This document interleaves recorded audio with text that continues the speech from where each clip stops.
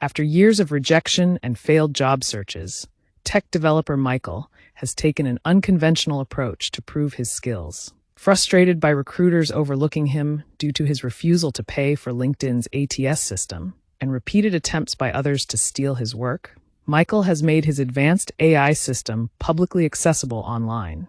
His challenge? Determine whether the entity on the other end is human or machine.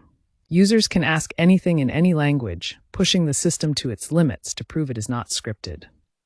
By doing so, Michael hopes to attract the attention of potential employers willing to recognize his talent. "This is more than just a job search, it's a statement," Michael said. "I've built something revolutionary, and I want the world to see it." The experiment has already gained traction, with tech enthusiasts, researchers, and casual users testing the system's capabilities. Whether it will land Michael his long-awaited opportunity remains to be seen.